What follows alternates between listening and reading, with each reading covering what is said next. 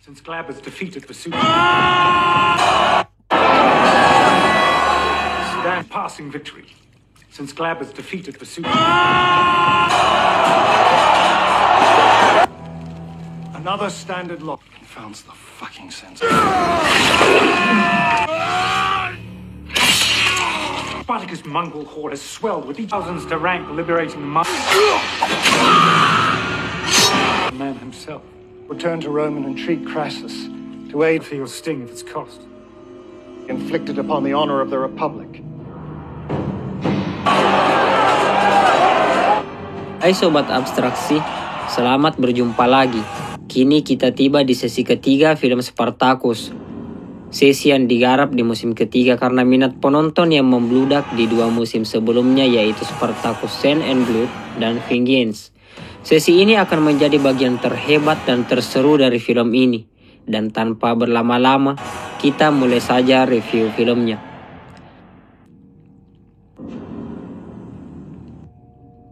Sebagai awal film, Spartacus dan pasukannya terlihat memenuhi padang pasir, bagaikan semut yang tak terhitung jumlahnya.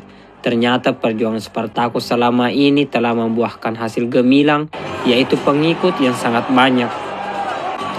Mereka bersatu padu melawan tirani kerajaan dan penguasa yang kejam. Spartacus melawan keras perbudakan sehingga menjelajahi bumi Roma untuk membebaskan para budak. Dua orang panglima perang hanya bisa terpaku melihat kekalahannya. Tetapi tak sampai di situ saja. Dari kejauhan Spartacus datang dan menemui mereka dengan memacu kudanya.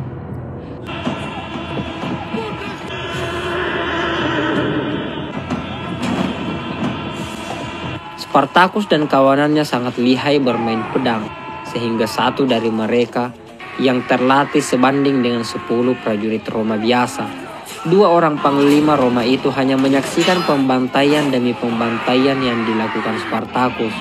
Alih-alih membunuh Spartacus, yang ada justru misi bunuh diri bagi mereka.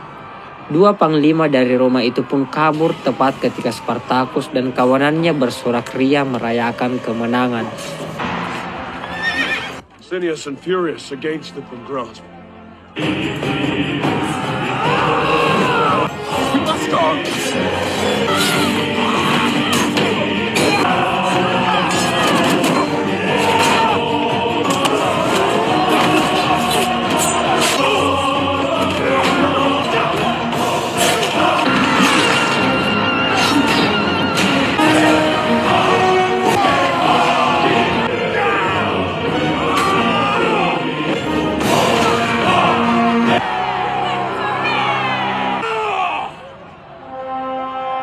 The Romans have sounded retreat! The field is thick with the dead.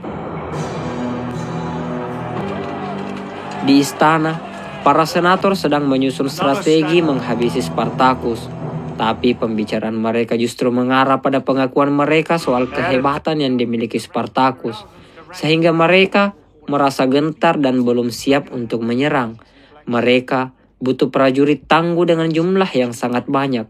Sehingga hasil dari dialog mereka adalah menemui seorang senator kaya di pusat Roma dan meminta bantuannya.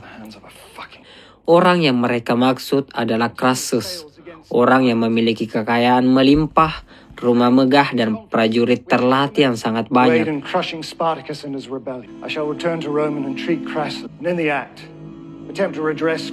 Dirinya sendiri pun merupakan seorang petarung yang setiap hari berlatih mengasah kemampuannya.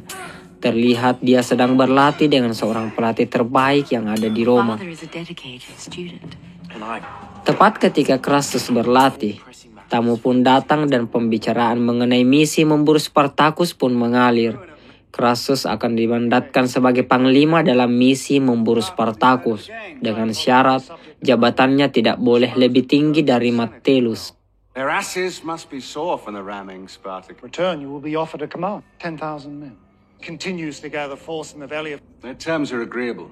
Entah apa yang direncanakan Crassus, dia menerima tawaran itu yang akhirnya membuat anaknya yang ada di situ mempertanyakan keputusan Crassus.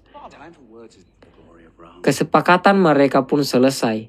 Sementara di waktu yang sama, Spartacus terus memikirkan cara mengamankan diri dari kejaran Republik Roma.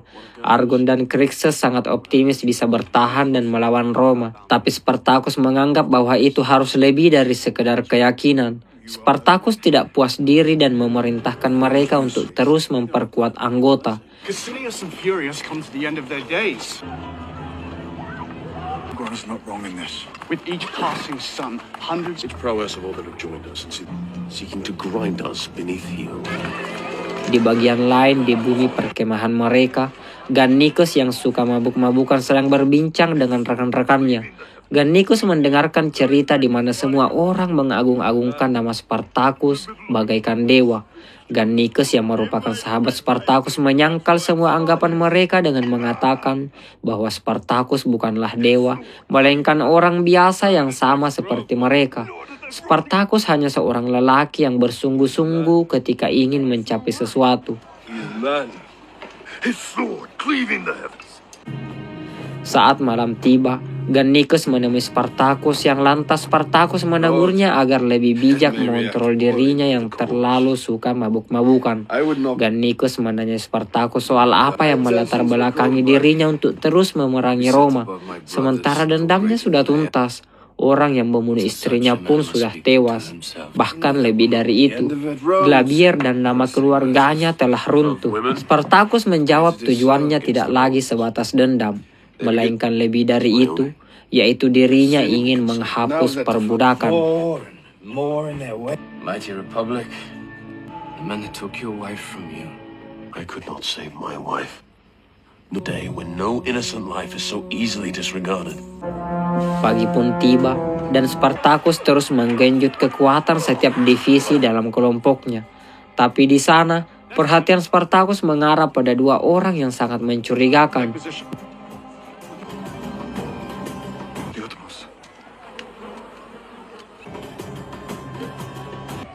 Do not speak of this. Why did you Speak of this. Killed a horse. And atop a horse in battle is valued 10 upon foot. Are too busy waging Dia pun war. mengikuti dua orang itu, dan alangkah kaget bercampur marah ketika Spartacus melihat penyembelihan kuda perang. Kuda yang merupakan kekuatan penting yang melengkapi mereka. Seekor kuda bahkan dinilai setara dengan 10 orang Roma. Tapi tiba-tiba Spartacus merasa malu ketika mendengar orang di depannya mengatakan seekor kuda hanya akan ada artinya bagi manusia-manusia yang kelaparan. Orang itu bahkan menambahkan bahwa pemimpin mereka terlalu fokus pada perang hingga lupa soal urusan perut para pengikutnya. Spartacus terlalu jauh dan sibuk dengan ambisinya sendiri. Dia jarang menemui orang-orang sehingga orang hanya mengenal sosoknya. Ternyata orang itu pun tidak mengenali kalau yang berdiri di depannya adalah Spartacus itu sendiri. Tiba-tiba Crixus datang dan melaporkan sebuah pergerakan yang mencurigakan. Kedatangan Crixus membuat orang itu akhirnya tahu kalau yang di depannya adalah Spartacus. Dia pun meminta maaf, tapi Spartacus sangat memaklumi itu. Apologies, I Till the breath, you have freedom to speak your heart. Beralih ke kediaman Crassus, dia sedang mempelajari semua hal yang berkaitan dengan Spartacus. Istri Crassus juga ada di sana dan menyemangati. Tapi terlihat kalau Crassus tidak ingin diganggu sehingga istrinya pergi. Di luar ruangan, istrinya bertemu anaknya yang bernama Tiberius, sedang berbincang dengan sahabatnya soal misi Crassus ke depan.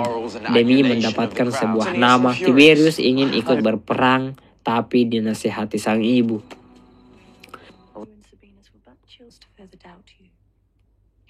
Berpindah ke Naevia yang sedang berada di dalam hutan, ditemui oleh prajurit Roma yang berpatroli. Prajurit itu tidak segan menghabisi dan menganiaya Lusretia. Tapi sebelum itu terjadi, ternyata itu adalah jebakan Spartacus yang telah lebih dulu melihat keberadaan musuhnya. Pertarungan itu pun terjadi, yang mana pertarungan itu sudah bisa dipastikan akan dimenangkan Spartacus. Who is with you?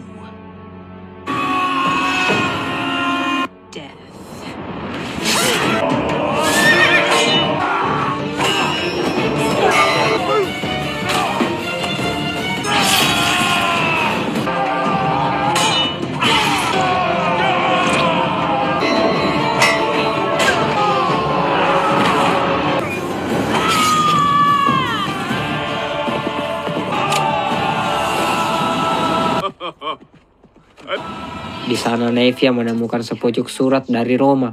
Itu memberi mereka petunjuk tentang di mana panglima perang Roma tinggal. Sehingga bersama rekan-rekannya, Spartacus menyusun siasat untuk memergoki panglima perang Roma. Berangkatlah mereka saat malam hari. Didampingi Gannicus dan Crixus, Spartacus berhasil menyusup masuk ke markas panglima perang Roma itu. Sementara Argon yang biasanya juga diikut sertakan sekarang diamanahkan untuk menggantikan posisi Spartacus saat tidak sedang berada di markas. One of vital importance if we had And idle with arm up fucking ass. you gain victory.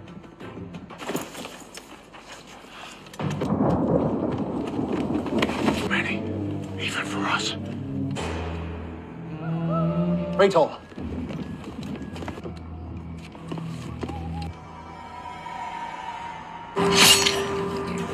There's one. Remember this night. They proved me wrong. Misi Spartacus itu berjalan dengan sangat licin. Dua panglima perang Roma itu pun tewas.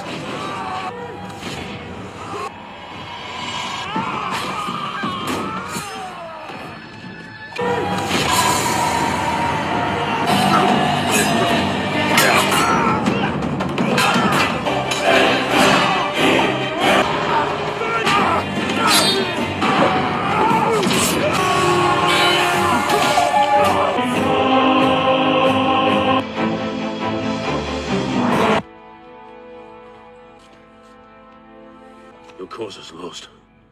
Name terms of surrender. And let us be done with this.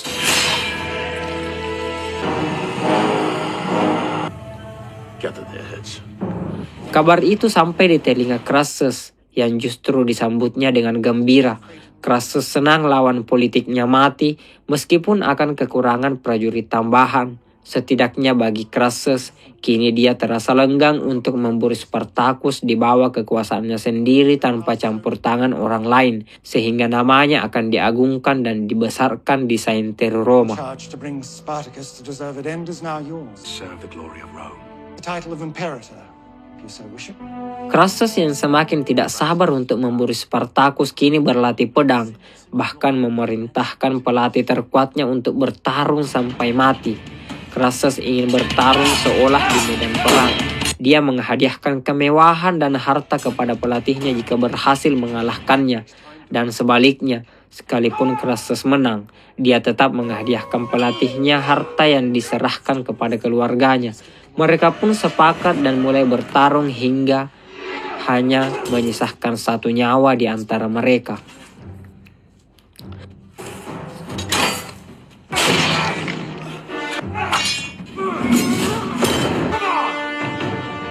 Hold back in your assault.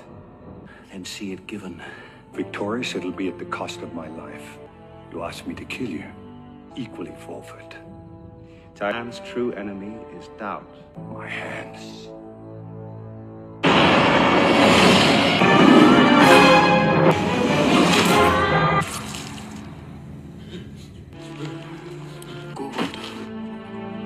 Patience. The only pass unremembered. Stephanus, to have served you, Dominus. Crassus kini semakin mantap untuk mengalahkan Spartacus. Tapi di saat bersamaan, Spartacus ingin menghindari perang melawan Crassus karena kini dia harus memikirkan nasib pengikutnya yang akan menghadapi musim dingin. Sehingga harus memikirkan tempat tinggal yang layak yang bisa menghangatkan mereka hingga musim semi tiba. Spartacus turns from unwinnable fight. Advantage of supplies and shelter. Also be a pause. This can hold such numbers. City could hold us now. Sehingga misi selanjutnya adalah merebut sebuah kota. Each prowess of all that have joined us and see with blood and death.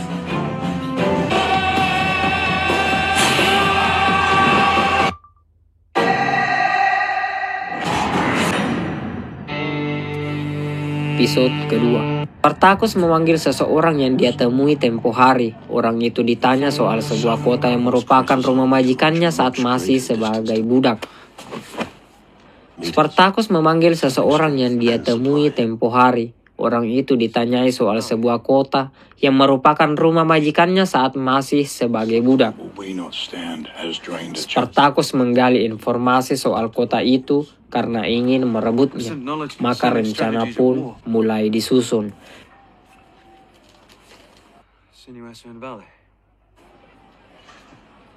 You would take the city.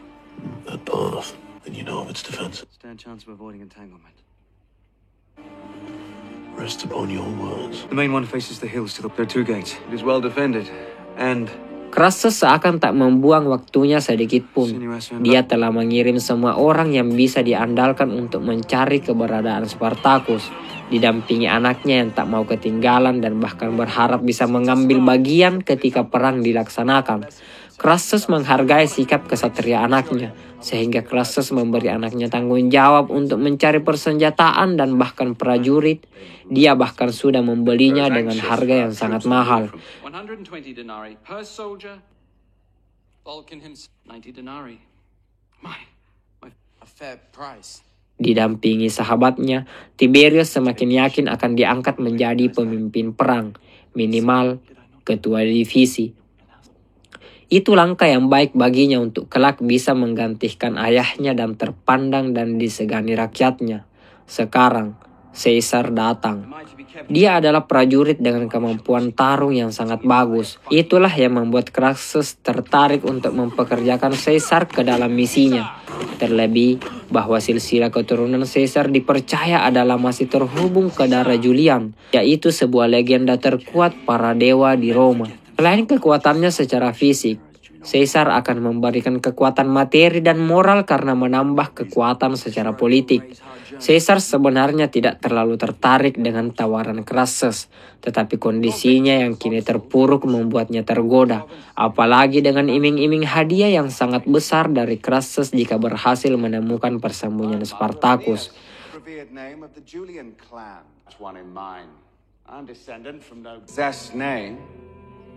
I know you stand in considerable debt. See him to ruin, I shall see eternity. To seize laurels and death of Spartacus. Sementara itu, Spartacus melancarkan misinya, yaitu menyamar dan memasuki sebuah kota yang dia incar. Dia bermaksud menyogok seorang penjaga, tapi hal mendebarkan pun terjadi. Step forward. Come for grade. Business with Insinuate. Come for grade. You insult me. Whatever your brace. Allow weighted apology. Sesuai petunjuk yang Spartacus dapatkan dari orang yang dia temui sebelumnya, dengan menyebutkan nama Laurus dan mengaku sebagai tamunya akan membuat dirinya bisa lolos. Dan benar rencana itu berhasil. Spartacus masuk di tengah kota ketika seorang budak sedang disiksa hingga mati. Dia adalah budak milik Laurus yang dihukum karena mencoba kabur. Tiba-tiba dia meneriakkan nama Spartacus yang lantas membuat Spartacus merasa dalam bahaya. Ternyata orang itu sekedar meneriakkan nama Spartacus di ujung kematiannya, untuk sekedar memberi semangat kepada kawan budaknya bahwa suatu saat Spartacus akan datang menyelamatkan mereka.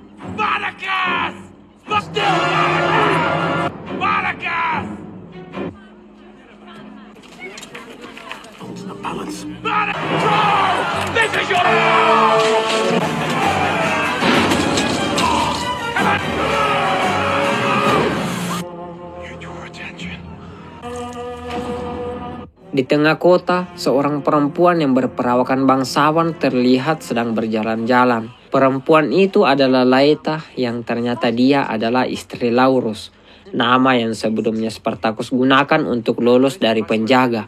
Perempuan itu didatangi oleh rekan bisnisnya yang mengeluhkan soal penjualan yang merosot. Dia juga mengeluhkan kondisi istrinya yang sedang hamil dan berharap bantuan dari Laetia. My wife is with child. I will broach the subject with him. I do not expect him to be moved. Sementara itu, Gannicus menemui kawan lamanya yang berprofesi sebagai ahli besi. Sementara Gannicus bernostalgia dengan kawan lamanya, Spartacus dan Crixus pergi untuk mempelajari kondisi kota. I was told you hold no love for the Republic. Mad shit. Your brain bringer of fucking piss and shit to my very only require. Your skill? The fucking Aedile denied. The Aedile will not be a concern. Do we have agreement? I would linger and recall joyous times with... Di luar sana, Spartacus bertemu dengan Laeta. Mereka awalnya membicarakan harga gandum, tapi kemudian pembahasan itu menyinggung soal perbudakan. Laeta yang sebenarnya adalah istri Laurus sebenarnya tidak setuju dengan perbudakan, apalagi suaminya sendiri sangat kejam. Saat ini Laeta belum tahu kalau yang di depannya adalah Spartacus. Ever-expanding family of them. Any form of comfort. They are well provided for. Berpindah kepada Crassus bersama Caesar, mereka membahas jalan terbaik yang bisa mereka tempuh untuk melumpuhkan gerakan Spartacus. Hingga akhirnya rencana itu pun tersusun. Mereka akan pergi menyisiri Republik Roma untuk menemukan Spartacus. Tetapi di tengah pembicaraan mereka, anak Crassus mendengar itu dan sangat cemburu setelah mengetahui kalau ayahnya lebih memilih Caesar sebagai orang kepercayaannya dibanding dirinya sendiri. Tak lama kemudian, semua perlengkapan pun disiapkan. Spartacus hampir saja dipergoki. Seseorang mencurigainya dan hendak ditangkap. Untungnya dia diselamatkan Laetia yang telah menjadi rekan bisnisnya. Where this morning did I not? As I upon you. And why did you trade with the Aedile? He does. Hingga jam malam tiba, yaitu waktu di mana semua pintu-pintu ditutup dan tak ada yang boleh berkeliaran. Spartacus dan Gannicus menemui si ahli besi dan mendapatkan 2 bilah senjata yang telah dia pesan sebelumnya. Tapi Spartacus meminta lagi senjata dengan jumlah yang sangat banyak, sehingga tujuan Spartacus yang ingin mengambil alih kota akhirnya terbaca. I suffer from that I would give further aid to enemy. You move to take the fucking city. Hanya semalam, semua senjata telah disiapkan, ditambah dengan si ahli besi yang mengendap untuk mencuri senjata prajurit Roma yang lebih banyak. Sementara di luar sana, Argon dan yang lainnya tinggal menunggu perintah. Si pandai besi diperintahkan mengamankan dirinya sementara Gannicus dan Spartacus bertarung demi membuka pintu gerbang.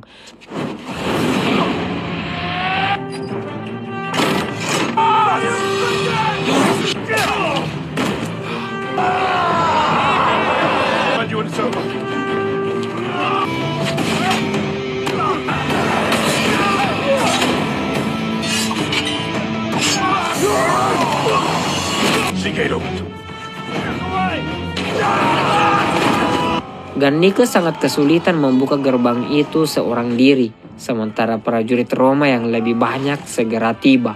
Untungnya dengan celah yang terbuka, Argon, Crixus dan yang lainnya berhasil masuk dan perang pun dimulai.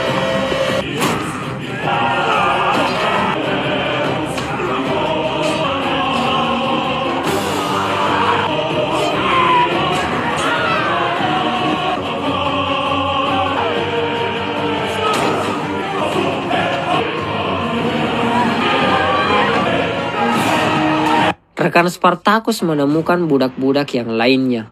Sayangnya, tepat ketika dia di sana, Dominusnya datang dan menusuknya dari belakang.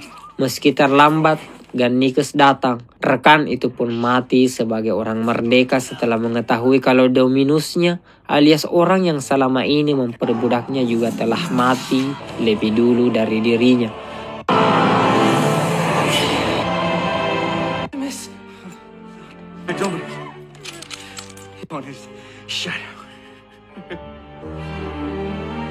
Spartacus bertemu dengan Laetia yang sebenarnya telah menjadi teman bisnisnya.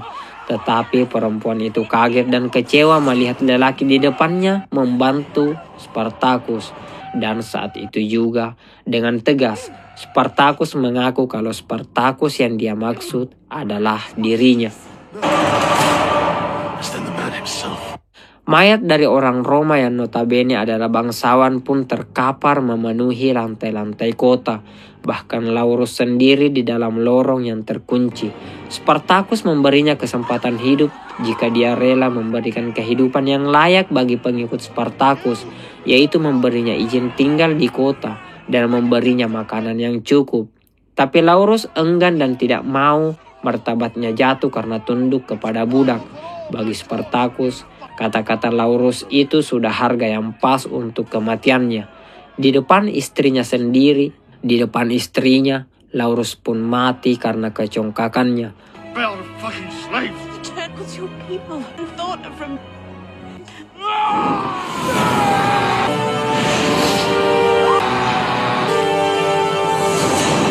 Dan kota itu pun sudah diambil alih. They'll suffer further harm. That yet draws breath. It's ours!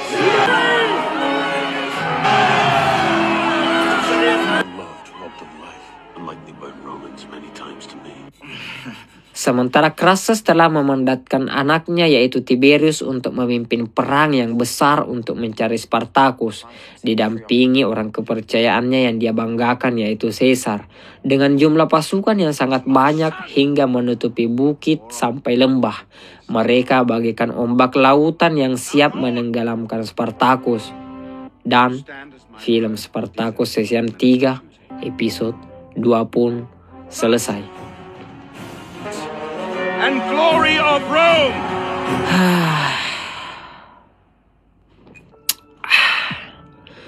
Oke teman-teman, terima kasih telah menyaksikan video ini. Sampai jumpa lagi di video selanjutnya dan goodbye.